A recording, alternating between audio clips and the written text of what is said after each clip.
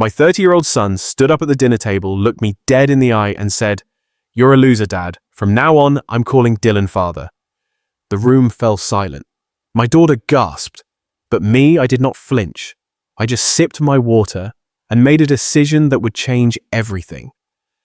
What do you do when the child you raised decides you are disposable? Do you beg, fight back? Or do you show them quietly, methodically, that respect is not inherited? It is earned. Because 1 week later, he had no car, no home, and no idea who he was without my help. And as his world unraveled, mine finally stood tall. This is not just about betrayal. It is about power, reclaimed lessons long overdue, and what happens when the quiet one finally draws the line. Before we go on, do not forget to subscribe and turn on the notification bell. We bring you new videos every day. Hit like and let us know what city you are watching from in the comments. At the family dinner table in our cozy Davenport, Iowa home, the aroma of roast beef still lingered in the air, mingling with the faint scent of mashed potatoes cooling on plates. It was a typical spring evening in Iowa, the kind where the windows were cracked open to let in the fresh breeze from the Mississippi River nearby. James, my 30-year-old son, sat across from me, his fork stabbing at the remnants of his meal with more force than necessary. Adeline, my 28-year-old daughter, was to my right, her warm smile trying to keep the peace as always. We'd been chatting about nothing in particular, work, the weather, the budding lilacs in the backyard, when James suddenly slammed his utensil down, the clatter echoing like a gunshot in the quiet room. "You're a loser, Dad," he said loudly, his voice slicing through the air like a knife. "But Mom's new husband, Dylan's not. He's got it all figured out. Big business deals, fancy cars, the works. I think I'll start calling him father from now on." The words hung there heavy and sharp. I felt a jolt in my chest, like someone had punched the air out of me. My grip tightened on my glass of water, the condensation slick under my fingers. But I didn't say a thing. Not yet. Adeline gasped, her hand flying to her mouth, her eyes wide with shock. The family photo on the wall behind James caught my eye, a faded snapshot from 10 years ago. All of us smiling at a backyard barbecue. Back before the divorce shattered everything. How could he say that after everything I'd done? "James, that's not fair." Adeline shot back, her voice steady, but edged with hurt. She leaned forward, her chair creaking slightly. "Dad's been there for us our whole lives. He's the one who built this family, not some outsider. You're being cruel." James snorted, pushing his plate away so hard it nearly slid off the table. "Cruel. Come on, sis, look at him. Still slaving away in construction at 62, scraping by. Dylan's a real success story. He knows how to win. Dad, he's just average." He stood up abruptly, his chair scraping against the hardwood floor, the sound grating on my nerves. I sat there stunned into silence, my mind flashing back to a moment from years ago. It was right after the divorce, when Anne left me for what she called a better life. James was 20, then fresh out of college and floundering. I'd handed him the keys to a brand new Honda Civic. Nothing flashy but reliable, something to get him started. "This is for you, son," I'd said, proud as could be. But he'd wrinkled his nose and muttered, "Thanks, I guess. But Dylan's got a Mercedes." That sting had faded over time, buried under the daily grind of supporting him, paying his rent, covering his bills, while he chased one half-baked scheme after another. And now this, "James, sit down." I finally managed my voice low, and even though my jaw clenched tight enough to ache, "We're family. We don't talk like that." He laughed, a bitter bark that didn't reach his eyes. "Family, yeah, right. You've been holding me back, Dad.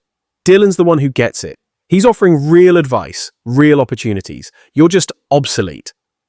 With that, he grabbed his jacket from the back of the chair and stormed toward the door, his footsteps heavy on the floorboards. Adeline reached across the table, squeezing my hand. "Don't listen to him, Dad. He's wrong. You're the best father we could have. He's just, I don't know, jealous or something." Her words were a balm, but the wound was fresh. She stood too, giving me a quick hug, her arms warm and reassuring. "I'll talk to him later, love you."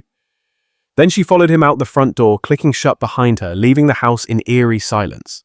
I stayed seated, staring at the messy table, the half-eaten plates, the crumpled napkins, the roast now congealing in its juices. My mind raced, piecing together the betrayal. How would it come to this? James living rent-free in the house I'd bought for him, driving the car I'd maintained, all while cozying up to Dylan, that slick 55-year-old businessman who'd swooped in after the divorce. Dylan with his tailored suits and smug grin, always whispering in Anne's ear about how he'd elevate the family. But me, I'd been the one pouring concrete under the Iowa heat, building not just houses, but a future for my kids. The photo on the wall mocked me now, a reminder of happier times. The clock ticked softly in the kitchen, each second amplifying the emptiness. I didn't move to clear the dishes, didn't even stand. Instead, I let the anger simmer, turning it over in my mind, like a stone, feeling it sharpen into something resolute. I thought of every late-night shift, every skipped vacation to cover his bills, every time he'd thrown Dylan's name in my face.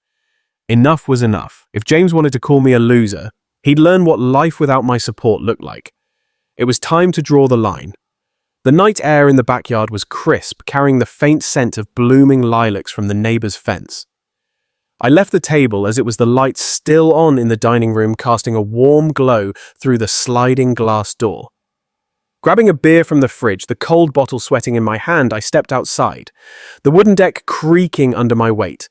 The stars were out in full force above Davenport, twinkling like scattered diamonds against the velvet sky. I popped the cap with a satisfying fizz, the foam bubbling over slightly, and took a long sip, letting the bitterness match the one building inside me. Pacing the yard, the grass damp from an earlier spring shower, I couldn't shake James's words. They echoed in my head, each repetition fueling a fire I'd long kept banked.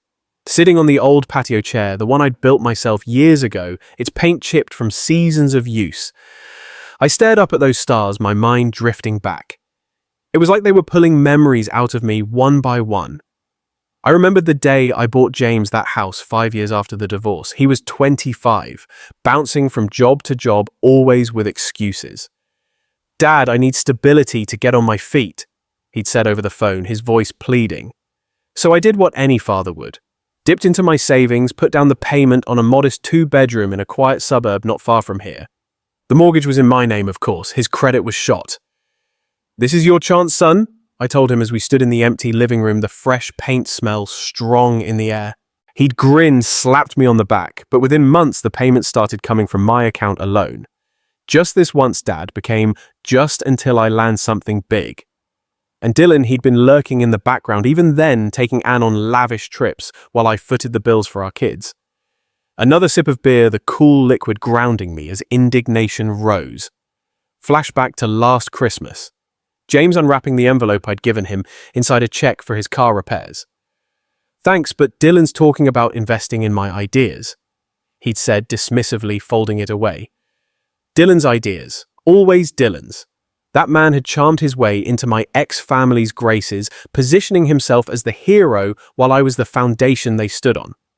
But tonight, under these stars, something crystallized. I wasn't going to let this slide. Fairness had been my guiding star all these years. Working overtime in the construction yards, the dust caking my boots, all to give them what I never had. James's greed, his disdain for my generosity, it was time he learned what life without it felt like. I crushed the empty can in my hand, the metal crumpling with a sharp crinkle, and set it on the railing. The first light of dawn was hinting at the eastern horizon, turning the sky from black to a soft grey. My eyes hardened as I watched it creep in purpose, settling over me like the morning dew. As the first rays of sunlight pierced the horizon, I rose early, my body fueled by the resolve that had solidified overnight. The backyard stars had faded, but their clarity lingered in my mind like a map guiding my next moves. I skipped breakfast, grabbing only my keys from the hook by the door, the metal cool against my palm. Sliding into my old pickup truck, the engine hummed to life with a familiar rumble cutting through the quiet Davenport morning. Dew clung to the windshields of parked cars along the suburban streets as I drove toward James's neighborhood, the one I'd chosen for its safety and proximity years ago. The air was fresh, laced with the scent of wet grass, but my focus was sharp. No second thoughts, just action. Pulling up to the curb outside his house, I noted the Honda Civic gleaming in the driveway, its hood still shiny from the last wash I'd paid for.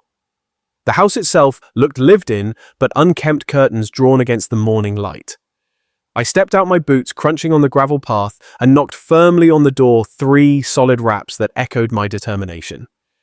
Inside I heard shuffling, then the lock turning. James opened the door, his hair-tousled eyes blurry from what must have been a late night. He was in rumpled pajamas, a far cry from the confident man who'd hurled insults at dinner. "Dad, what are you doing here so early?"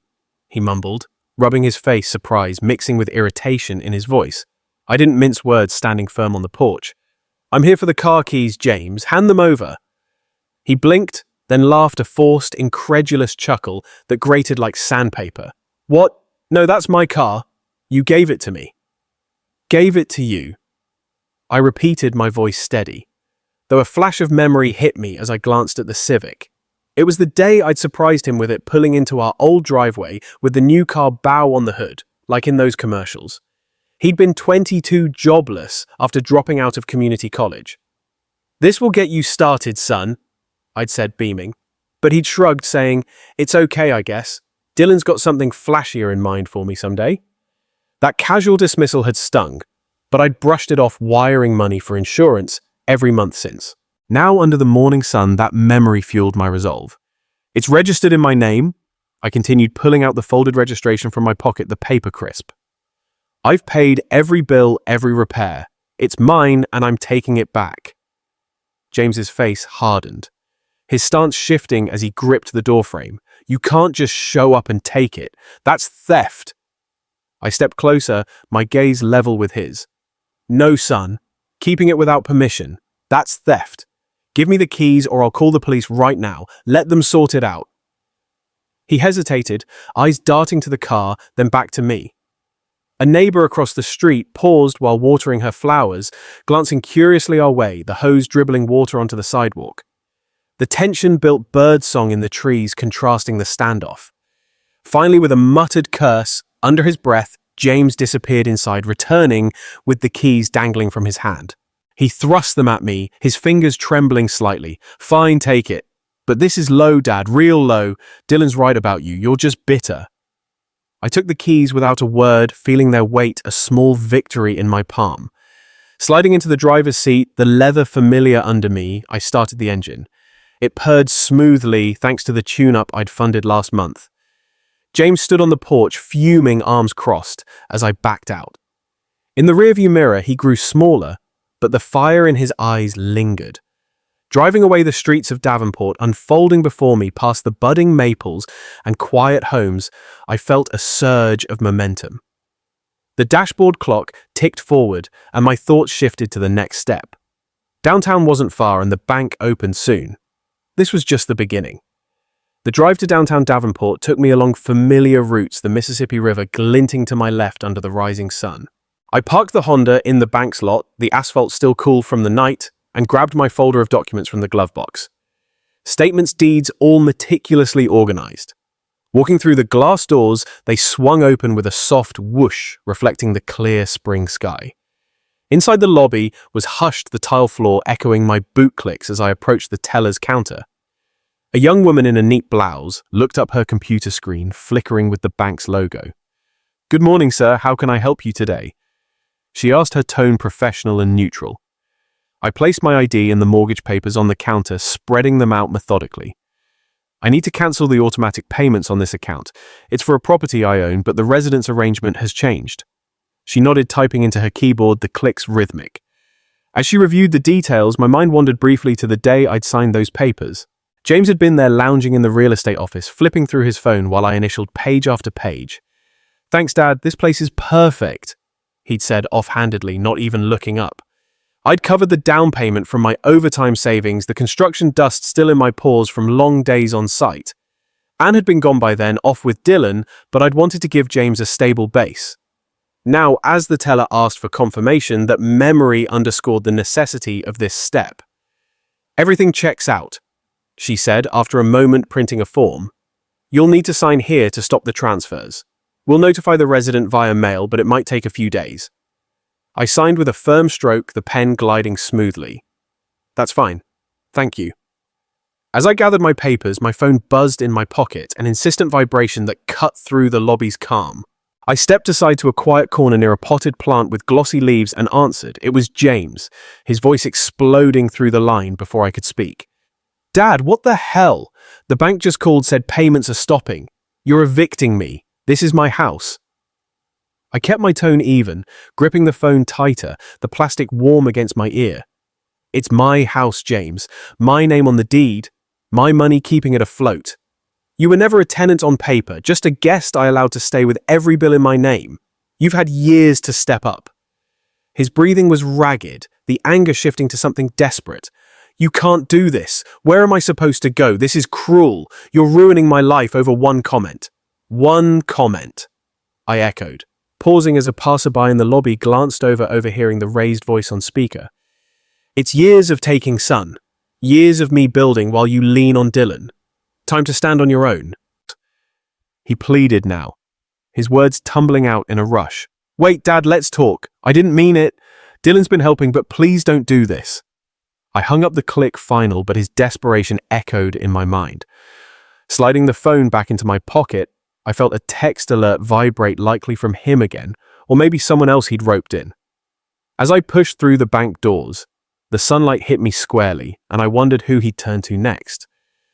Back home, the familiar creak of the front door greeted me as I stepped inside. The bank's paperwork still tucked under my arm like a shield. The drive from downtown had been uneventful, the Honda handling smoothly on the winding roads along the river. But James's desperate voice from the call lingered in my ears, a nagging echo. I set the keys on the kitchen counter, the metal clinking against the granite, and poured myself a cup of coffee from the pot I'd set to brew before leaving. Steam rose in lazy curls, carrying the rich aroma that grounded me amid the chaos. As I settled into the armchair in the living room, sunlight filtering through the half-drawn curtains. In golden shafts, my phone buzzed again, a text notification lighting up the screen. It was from Adeline, her message popping up with a soft chime. Dad, James just called me freaking out. Said you're cutting him off completely. What's going on? I sipped the coffee, the heat spreading through me, and texted back quickly, keeping it brief. Just reclaiming what's mine. He'll be fine. But before I could set the phone down, it rang, Adeline's name flashing. I answered, leaning back in the chair, the fabric worn from years of use. Hey, sweetie, I said, my voice steady. Dad talked to me, she replied. Her tone laced with concern, words tumbling out in a rush that betrayed her worry. James is ranting about the car and the house. He said he's going to Dylan for help. That Dylan's already talking about handling you. Something about teaching you a lesson. Are you okay? Her words hit like a fresh wave, but I kept my grip loose on the mug, letting the information sink in. Dylan always. Dylan, that 55-year-old snake in a suit, maneuvering from the shadows. I paced to the window, peering out at the quiet street where kids rode bikes in the spring warmth, their laughter faint. I'm fine, Adeline. James is just lashing out. Tell me more. What did he say about Dylan? She hesitated, her breath audible over the line. He mentioned Dylan offering to cover the mortgage temporarily, but only if James cuts ties with you completely, and Dylan laughed about it, said, You've been a pushover too long. James is buying into it, Dad. He's angry but desperate. I nodded to myself, the pieces clicking. Of course James would run to him, the man who'd slithered into our lives right after the divorce. My mind flashed back as I stared at a faded photo on the mantel. One of all four of us at a 4th of July picnic before everything fractured. It was a year after Anne left. Dylan had shown up at James's birthday dinner uninvited with expensive gifts. A watch that outshone the toolkit I'd given. Your dad's great at building houses, Dylan had said with a wink. But I'm here to build futures. James had beamed while I'd swallowed the insult wiring extra money the next month for his tuition. That pattern my sweat equity dismissed Dylan's flash embraced had repeated. Emails in my inbox showing transfers I'd made, ignored thank yous stacking up. Adeline, thanks for the heads up, I said, my voice firming. Dylan's playing games, but I'm not backing down. This is about fairness. I know, Dad. Just be careful. James sounded serious. We chatted a bit more, her support a quiet anchor before hanging up. I scrolled through old texts from James' timestamps revealing months of requests for cash. No mentions of gratitude. Have you ever given everything to someone only to be cast aside when they found someone flashier? Comment 1. If you've lived through that kind of heartbreak. The betrayal deepened, but so did my clarity. Pacing the room now, the floorboards creaking underfoot, I cross-checked a few emails on my laptop patterns of Dylan's influence emerging subtle digs and family group chats I'd been excluded from. A distant door slam from a neighbor echoed, reminding me of slammed opportunities in the past. The alliances were forming against me faster than I'd anticipated. And as I set the phone down, my thoughts turned to fortifying my position strategies bubbling up unbidden. The phone vibrated again almost immediately, jolting me from the swirl of ideas. I glanced at the screen. Anne's name, my ex-wife, flashing insistently. The living room felt suddenly smaller, the steam from my cooling coffee dissipating into the air like fading illusions. I answered standing by the window, where the neighborhood's calm mocked the storm brewing inside. "Roy, what on earth are you doing?" Anne's voice burst through frantic and accusatory, each word pitched higher than the last. "James is hysterical," she says. "You took his car and stopped the house payments. Have you lost your mind?" I took a breath, gripping the windowsill, the wood smooth under my fingers. "Hello to you too, Anne. I haven't lost anything. I reclaimed what's legally mine, the car I bought, the house I financed. James has had plenty of time to step up." She sputtered the line, crackling with her emotion.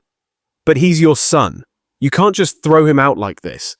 Dylan and I are worried sick. He's talking about getting lawyers involved if you don't fix this." Dylan again pulling strings through her. I walked a slow circuit around the room, passing the photo on the mantel, my steps measured to counter her rush. A memory surfaced mid-stride right after the divorce papers when Anne had moved in with him. I'd kept the support flowing extra for James's braces vacations I couldn't join. "Dylan's got big ideas for the kids," she'd said once over a custody call, her voice light. I'd signed another check, building silently while they paraded its success. Now her panic revealed the cracks. "Lawyers?" I responded, my tone even laced with quiet steel. "Let him try. Everything's in my name, Anne. This isn't about cruelty, it's about respect. I've built everything James stands on." And she paused, then shifted her words, softening to a plea. "Roy, please, for old time's sake. James needs stability. Dylan says you're being unreasonable. He's willing to help, but only if you back off." I stopped pacing, jaw tightening, as the daylight waned slightly behind gathering clouds. Dylan's help always comes with control.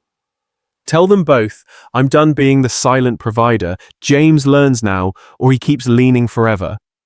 Her voice cracked, desperation creeping in. "You don't get it. He's threatening to cut you out completely. We're family, Roy. Fix this before it's too late." The call ended with her hanging up first, the silence ringing louder than her words. I set the phone, grabbing a notebook from the drawer, the pages crisp as I flipped to a blank one. Ideas surged, consultations, countermeasures, my pen hovering ready to map the path forward. With the notebook still open on the passenger seat, its pages filled with scribbled notes from the frantic call with Anne.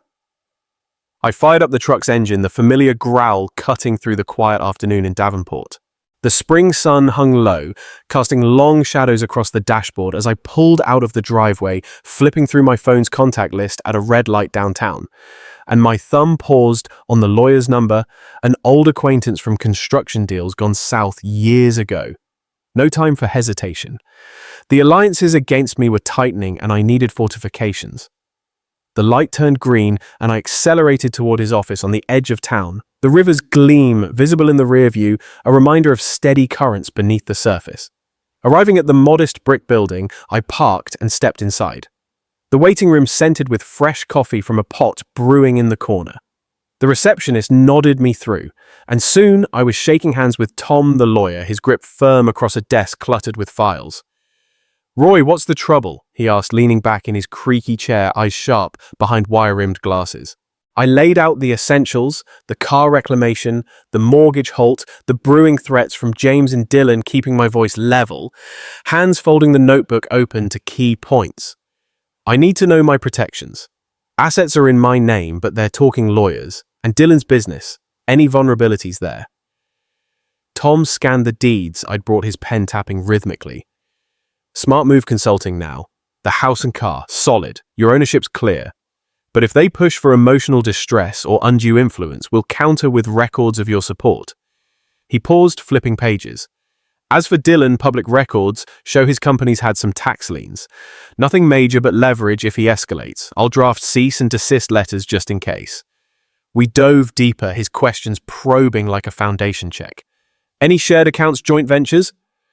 I shook my head, but a memory surfaced as I waited for him to photocopy documents.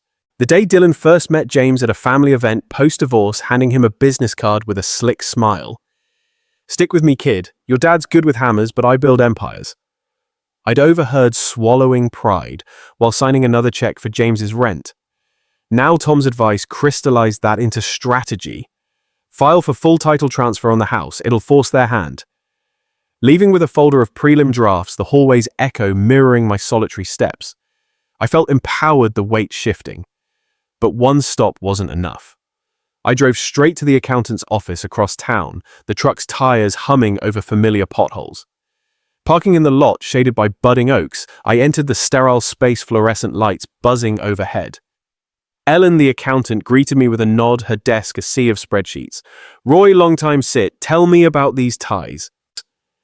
I spread the financial statements pointing to transfers and mortgages, cutting off support to my son, but Dylan, circling review for loopholes, shared anything I missed. She adjusted her glasses, keys clacking as she pulled up digital records.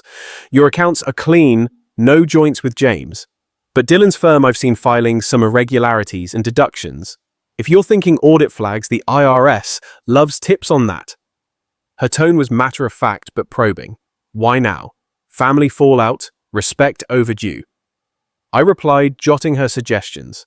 Freeze ancillary credits, anonymous reporting channels. As she printed summaries, my mind flashed to a winter years back, wiring money for James's failed startup, while Dylan advised from afar, pocketing consulting fees I'd indirectly funded. Ellen's insights turned that resentment to tool. Secure your retirement funds first. Then if they sue, countersue for repayment of gifts. By the time I left the sun dipping lower, my folder thicker with annotated file strategies coalesced. Heading home along the river road, mental checklist ran. First implementations tomorrow. The truck's cabin filled with purpose. But as I turned into the driveway, a new alert pinged on my phone, hinting at the storm's approach.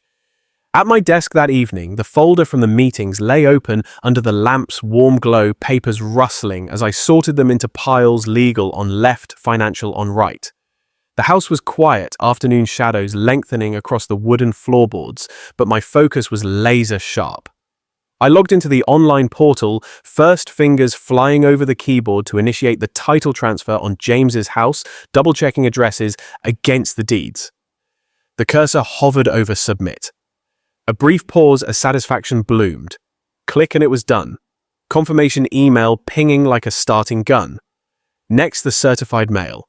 Envelopes sealed with notices of asset freezes. Stamps affixed with deliberate presses. I addressed one to James, another to Dylan, care of his business, the ink flowing steadily. As the printer whirred, spitting out copies, a flashback intruded Dylan's smug entry at Anne's remarriage party, toasting to new beginnings while James hung on his every word. My quiet contributions forgotten in the champagne fizz. That fueled the next step, logging into the IRS tip line, anonymously typing details. Ellen had flagged questionable deductions dates pulled from public filings. Submit again. The screen's glow reflecting my steady gaze. Pacing to the window, while awaiting email receipts, I noted the neighborhood winding down. Kids called in for dinner, lights flicking on like watchful eyes. Back at the desk, I monitored inboxes. Subtle signs emerging, an unread message from the bank confirming holds, a delivery tracker for the mail. Tension coiled in the weights, but each action built the wall higher. Then, as I sealed the last envelope, my phone lit up with an incoming alert from James. His name flashing urgently, the vibration rattling the desk. The computer's ping echoed sharply in the quiet room, cutting through the evening hush like an unwelcome intruder. I leaned forward, the cursor blinking impatiently on the screen as I clicked open the email from Dylan's subject line, screaming in all capital letters, "Cease your interference immediately." His words poured out in a torrent of legalese and fury threats of lawsuits for harassment claims I had overstepped on assets that belonged to the family he had co-opted. My coffee mug sat nearby, a faint stain marking the document beneath it, a small imperfection amid the mounting storm. Before I could formulate a reply, my phone rang, Dylan's number flashing. I answered, putting it on speaker, the device vibrating slightly on the desk. "Roy, you old fool!" Dylan's voice boomed, slick with that businessman polish now cracked by rage. "What do you think you're doing, freezing accounts and meddling in my life? You think I don't know you're behind all this trouble with James? You'll regret dragging my business into your petty grudge." I stood pacing to the window where streetlights flickered on in the Davenport dusk. "Petty, I've reclaimed what's mine, Dylan. Years of my sweat funding your shadow empire. Threaten all you want. My lawyer's ready." He laughed, a harsh bark that grated. "Your lawyer, please. I've got teams that eat guys like you for breakfast. Back off or I'll bury you in court costs. James doesn't deserve this. You're destroying him out of jealousy." Jealousy. The word triggered a flash the first time Dylan hosted a family barbecue at his sprawling home years after the divorce, James laughing at his jokes while ignoring my call about a job lead I'd arranged. I'd built the bridges. He'd stolen the crossings. Destroying, I'm teaching Dylan. Something you never did. Real responsibility. The call escalated, his threats piling on, restraining orders, countersuits, until I cut him off mid-rant. "Save it for the judge." Click. The silence rang, but it didn't last.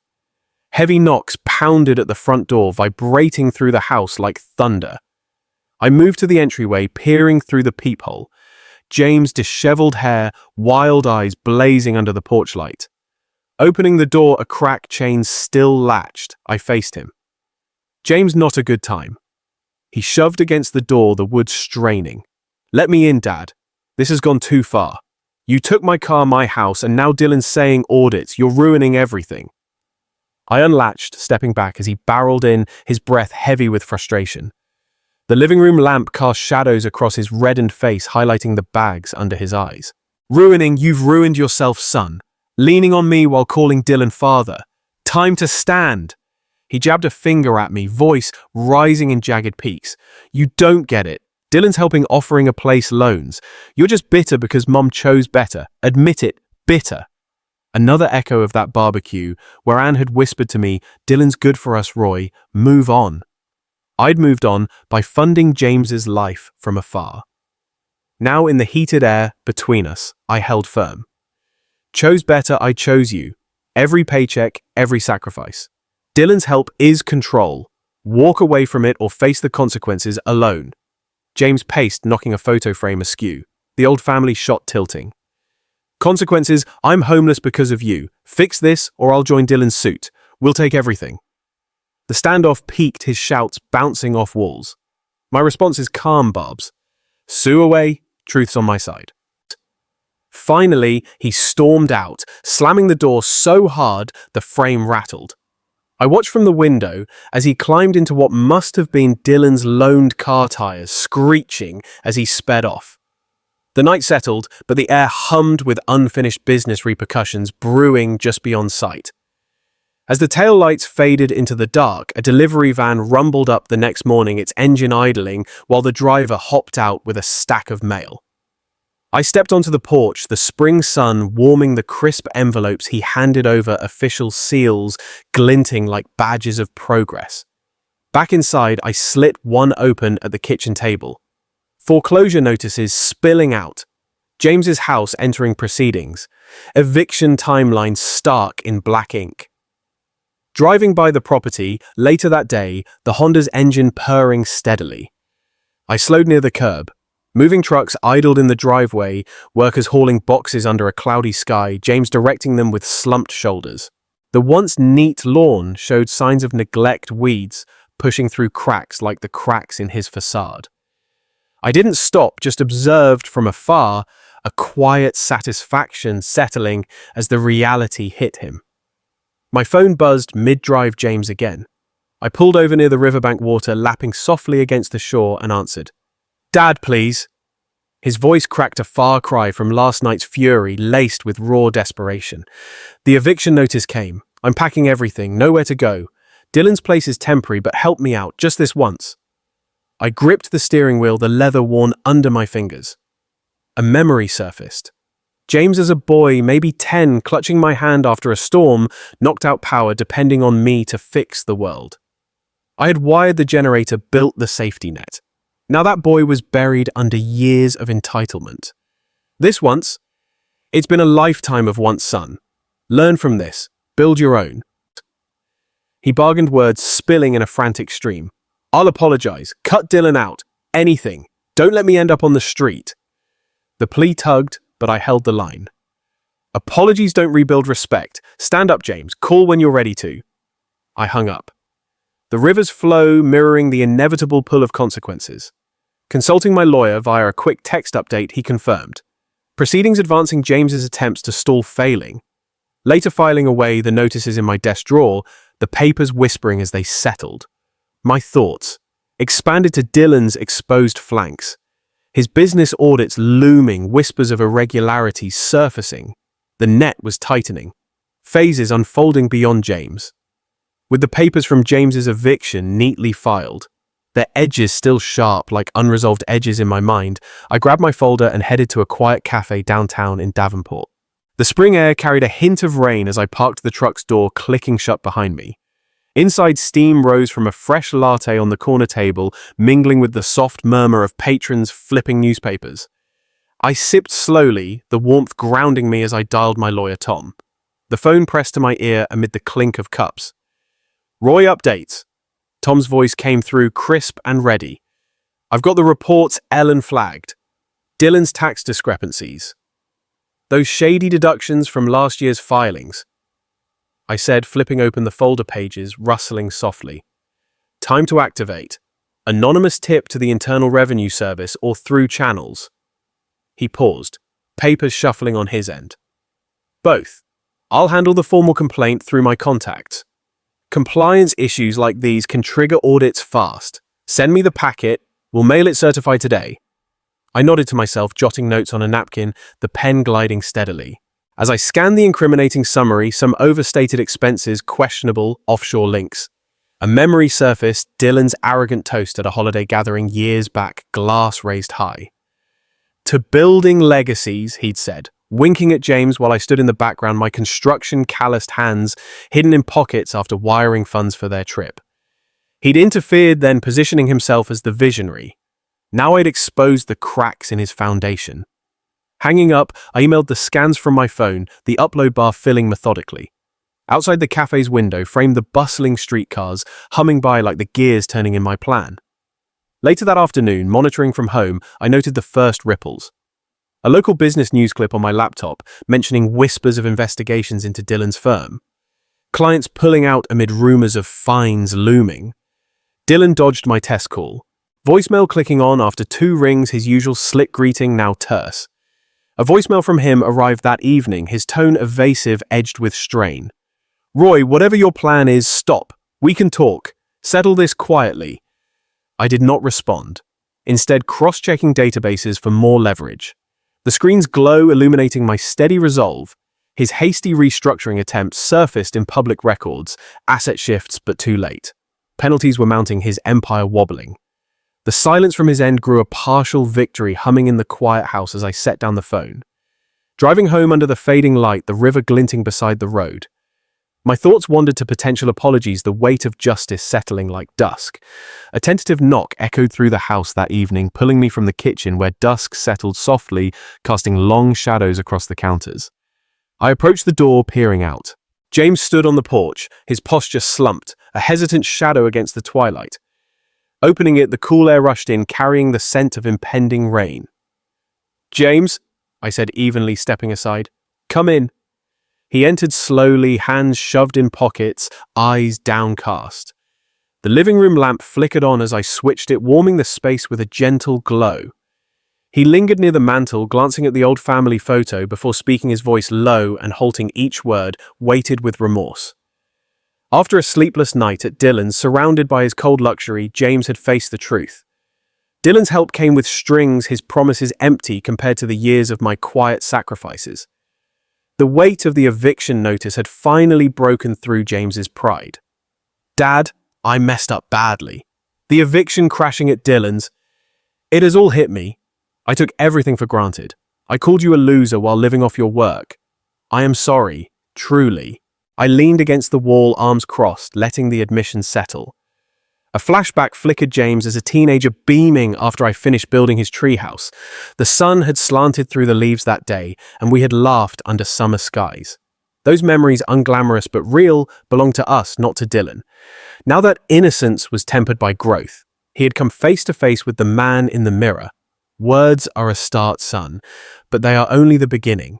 You have leaned on crutches too long. He nodded, reaching into his jacket to pull out a small envelope. It was a handwritten letter, its edges worn and folded with care. I know, he said quietly. No more handouts. I have a job interview tomorrow. Manual labor just like you started with. And Dylan, he is pulling away too after the business hits. I see now. He was using me to get to you. The front door opened again. A soft click followed by the gentle creak of hinges. Adeline entered her presence, immediately grounding the room. Her key had turned quietly, but her timing was loud with intuition. Dad, she said gently, James texted me. Is everything okay? James turned toward her, his voice cracking with a vulnerability I had not heard in years. Sis, I am owning up. Dad is right. I need to build my own way. We sat then, just the three of us, around the old kitchen table. A quiet meal of sandwiches I had prepared earlier, plates placed with deliberate care. It was not a feast, but it was honest. Adeline nodded slowly, her eyes never leaving her brother's. It is a step, James. And Dad has always been fair. That was the moment. The one where unspoken wounds started to close. I forgave him there. Not with a speech, not with tears, but with a firm handshake. A boundary drawn, not a grudge. You are family, I told him. But support ends here. Earn it. And for once, he nodded without pushing back. Dylan stayed silent in the distance. No calls, no messages. His silence said more than words ever could. He had retreated. His power over James had faded with the smoke of lawsuits and cancelled deals. As James left that night, he looked back only once, just enough to promise change with his eyes. Adeline hugged me before leaving her arms wrapping around my shoulders with warmth and certainty. I am proud of you, Dad. Later that evening, I archived the last of the eviction documents into the filing drawer. The rustle of paper sounded final, a symbolic closing of an exhausting chapter. I stepped out to the backyard, the air crisp with spring's quiet breath. The stars blinked above Davenport, scattered across the sky like silent witnesses to the long road we had walked. I stood there, hands in my pockets, toasting silently to new beginnings. No champagne, no applause, just dignity. And as I looked up, I let the quiet settle long enough to hear what life had been trying to say. Some lessons take decades to bloom. Love without boundaries becomes a leash. Generosity without accountability becomes fuel for entitlement. I had spent a lifetime giving, and I do not regret that. But I had also learned self-respect is not selfish. Saying enough can be the most loving act of all, because real freedom is learning when to stop saving someone so they can finally learn to stand. Have you ever had to draw a line with someone you love? Have you ever learned the hard way that protecting your peace sometimes means letting go? Share your story in the comments. I read them all. If this story resonated with you, please like this video, subscribe to the channel, and turn on the notification bell so you never miss a new chapter. Feel free to share this story with someone who might need to hear it today. And if you believe in second chances, self-worth, and walking away from manipulation, drop a comment below with the words "free to rise." Thank you for spending this time with me. I will see you in the next story. Until then, take care of yourself. And remember, not every ending is a loss. Sometimes it is your beginning. See you soon.